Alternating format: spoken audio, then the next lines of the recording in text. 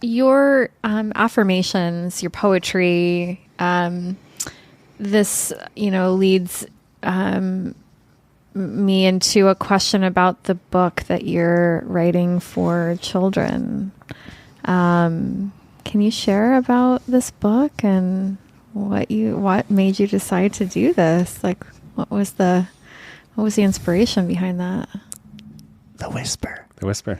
Doing a yoga class. Yeah, so I'll give you like a short but also not short version of the story. Essentially, while I was traveling, I was learning all these lessons, and somewhere along the lines, I was always a support to many. I supported the owner of this company that I helped build, and he sold the company for a lot of money, and I worked for another person. I helped build their thing, and the Whisper's like, it's your time. Like, make something for your own. And so I'm traveling the world, and and like through that time, I'm writing poetry, but I didn't share it, right? And then there was this app called Clubhouse that was born during COVID, and I was on it, and I didn't really feel called to share much, but there was this one moment that I felt like I was being called to share this poem that I wrote called Passion for Compassion. And it was the first time I had ever shared it in a public space. And it was just, it's an app that you listen to people. And I didn't really know everyone that was on this call, but there were some big name people on the call. And when I finished writing the poem, a bunch of people came and found me, left that app and found me on Instagram and like messaged me and said, I need that poem. Like, where can I get it? Including someone that was on the Oprah 100 list. And I was like, wow. And she was like, make a video and I'll be the first person to post it. So to me, that's an answer to the Whisper, right? Like I said, if I get a sign, I'll share it. So I share it. And then to me, the confirmation was this woman that Oprah picked as a top 100 person saying, I need this poem. And I was like, it's honestly just in my journal, handwritten. I hadn't ever shared with outside people. And then I started getting asked to speak on Clubhouse stages. People would see me come on and they're like, oh, this amazing poet. And I'm like, this is hilarious because this is my second time sharing. Like, I was very honest. Like, I was like, thank you. And so eventually someone saw that video. It was a New York Times bestselling author. And it was a couple. They're both New York Times bestselling authors. They're Mark and Angel Chernoff. And they asked me to speak at their 2-day conference from seeing that poem. And so to me, that was another confirmation of the Whisper. And so I said yes, even though, and I had the day before that was the first time I had ever shared my full expression. And you were there, Jen, when I did my journey of self-remembrance. Yeah, it was beautiful. The next day, that couple saw that video a year before. The next day after I put a flag in the ground and said, this is what I'm doing now, they asked me to speak at their conference. Wow. That was my first time sharing more than like 2 poems in public. And then there was all these, like my niece, my sister lives in Tanzania, and my niece was born here in Arizona. They came all the way to have their baby here, and her name is Yara. And she was born. My niece and nephew from Washington moved back to Arizona. A few of my closest friends had babies. And then I was getting messages on all my videos. And after I got off stage, and people were like, I want this for my kids. Aww. And so I'm hearing these messages. I'm seeing these messages come through. And I'm like, I think I need to make a kid's book. Magically, a friend hits me up and asks if I'd go on a hike with him and his buddy. And that buddy ends up being an amazing artist who creates for online for K through 12 for one of the biggest K through 12 schools in the country. And one day I have a dream. I don't ever remember my dreams. And in the dream, this poem was depicted in a children's book. And I had just met Daniel Fleck, the amazing artist you'll see. And I was like, hey, I just had this dream. And he's like, write it down and let's meet in 2 weeks. Wow. And we essentially did that every 2 weeks for a whole year. And now it's being birthed. And so you can see, like, here's what I would say. When you follow practicality, everything's laid out for you. If I would have stayed at my job, I would still be there. And I know that I would have had a place there. I could have made X amount of money for X amount of years, saved this %, and then at one day I'll retire. And it's laid out. Of course, it's not exactly that perfect, but it's laid out. I know what I need to do. But when you follow your intuition and you follow your heart, all you have are the little messages that are like, you're exactly where you're supposed to be. So all of these little signs, the lady from Oprah, the artist coming to me right at the perfect time. And then the last thing I'll say is at that event, the New York Times bestselling authors event, there was a couple, and this is what I shared on stage, right? Follow your whisper. Yeah. It was the second day. The couple also asked me to close out their whole event. I was like, this is the first time I'm speaking at an event, and thank you. That's amazing. This couple waited till everyone left, and they wanted to tell me something. And I could see them while I'm talking to people, and kind of all that's left is the staff.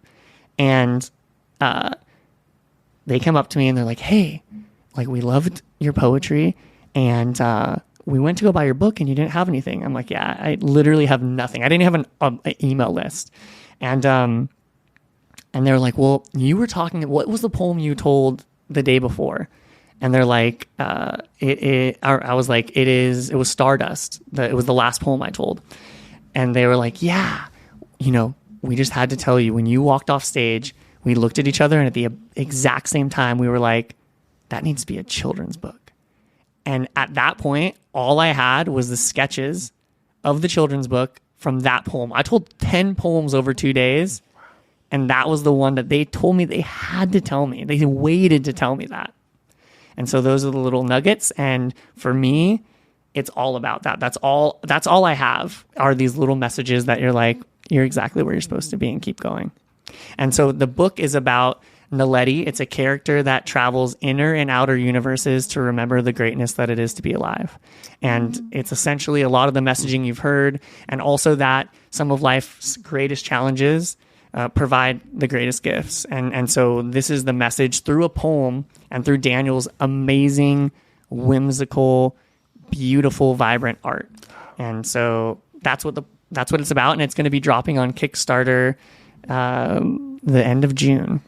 Great. That's exciting. Well, it feels like we should put some notes in the show notes about your Kickstarter and where people can find that and support that, because that is a beautiful, beautiful mission and beautiful words and beautiful ideas that we very much need for our children now, so, and forever. Yep. Yes.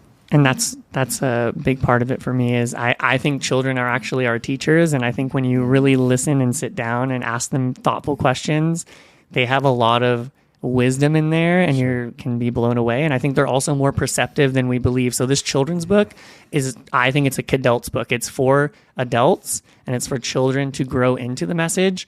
But I just showed it to my 4-year-old niece, and I was blown away by her reflections. Like, it was exactly what I've been saying, but I hadn't got to experience it yet. But she asked me while we were hanging out at the house, she's like, could I see the book that's in your phone? That's what she calls it, the book that's in your phone. And I show it to her, and I was showing her, and then my 2-year-old nephew came and sat in my lap, and then she started to explain it to him. And she's like, sometimes you have to go inside of fear to get what you need.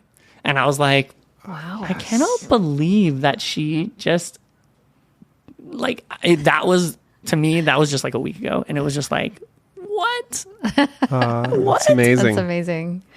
Anyways. Yeah, that's incredible. Well, you are living your dharma, my friend. Doing my I best. believe Yep. that. Absolutely. Yeah. Well, I think we should maybe ask us some questions. I mean, this is so much soul related. It is. So why don't we head Go into into soul? some soul questions? Yeah, let's do it. Yeah. How would you define the connection between the mind, body, and soul? I believe that everything is connected. I believe that there's an energy that connects everything. So to me, it's mind, body, and soul, and everything else, and it's all connected. I say that like the same thing that whispers to a bird to break through a shell is the same thing that tells the acorn to turn into a forest. And it's the same thing that whispers to me to write that poem, or you guys to start your podcast or your business together. And I I don't know if the whisper is an energy. I don't know. We don't know, right? We don't know what we don't know. But what I do know is that there's something that's connecting everything. Yes. And I believe that we all came from the greatness that is that energy. And if we came from greatness, then we have to be like what we came from. Agreed. And so mind, body, spirit is that energy goes through your mind. It's in your spirit. It's in your body. And we're all part of all of it is the best way that I can describe it. Agreed. Yes. Thank you for that. I love listening to that idea and how you piece that together. I like hearing what other people think about that.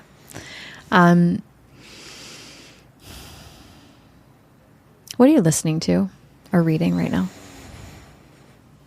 Author G Link. I'm actually, there's a couple things that I'm listening to. I'm the kind of person that has like 3 things going, and it just depends on what I'm listening to in the moment. But I'm pretty much always reading or listening to Dr. Wayne Dyer, and he passed away. But I just feel like he speaks my language, and I understand every single thing he says. It just lands and feels like a truth. And so that's one thing. I'm also listening to, right now I'm listening to Principles by Ray Dalio, which is even better than I expect. It's been on my reading list for years. And I just feel like, when you go down this path of following your intuition and following your heart, like there's also, like I said before, there's this balance that has to happen with discipline, or else you get lost in the surrender. And so I feel like he's a very deep thinker and thoughtful leader. And so that is what I'm also reading. So I would say those are the 2 that I'm bouncing between literally in this moment. I have one more question that kind of spins off of that. Like, are there any like tools or apps or like things that you swear by, makes your life easier, makes your work easier, makes your meditation easier, anything? Like what do you use on a daily basis or frequently that makes your life that much easier or better? My greatest tool and my probably my only thing I'm attached to is my journal. I mean, I run a journaling call every 2 weeks. So I would also say Zoom, because it lets me connect with people all over the world and the country. I'm starting to play with some AI scheduling tools. Trevor AI is something I'm looking into because it kind of helps you stay, I think that's something that I'm going back into, because I was practical, I was masculine, I did all the things that let my to-do list happen, and I'm kind of veering back, and so I'm trying to get back into that balance in between. So there's a lot of different things within that. I think just because meditation is so big, like I really just think Insight Timer is great. It's an app that has music and meditations that you can follow. I also think that Headspace is a great place for people to start. I always recommend that for people. And that, like after you're done with Headspace, that's where I go, to Insight Timer, and you can listen to, meditations that are guided or music or things like that. But I would say the biggest thing that I swear by, and was it technology? Really, anything. Journaling, meditation. I just think that writing down your thoughts and asking yourself questions and getting curious is the beginning of awareness. So like you have to write these things down so that you can get it out of your head and then start to process it in a different way than just letting it swirl around in your 60,000 thoughts a day. And so put it down, get a journal, ask yourself questions. I have prompts that I post every week for people. And you have a Tuesday group, don't you? Yeah, every Tuesday at 7:30 a.m. PST. It's in like 2 weeks. We've been doing it for 3 years. That's amazing. Oh, wow. Every single Tuesday. And I come with a prompt. People write for like 15, 20 minutes. I break people out into groups of 2 so they can have like a one-on-one connection. We call it connection and reflection. So it's like your own reflection, and then you break out and we have one-on-one conversations, and then you bring back everyone together and we have like a closing group where everyone kind of expresses what they need to. It helps people find their voice. It helps people get a practice of journaling. And then the ironic thing about connection and reflection is that you get to see yourself in everyone else's reflection. When people share what they're going through and get open and share that, you realize like we're all going through the same thing. Yeah. And so, yeah. And I would say another technology is compassion. I would just say like finding ways to just take a step back and get curious and ask yourself, what is it about this scenario that's making me feel a certain way, that's making me believe a certain way, and just like tap into that so that you can learn to have compassion for other people and then compassion for yourself, and realize that we're all going through it in some way, shape, or form. Yes. This is the truth.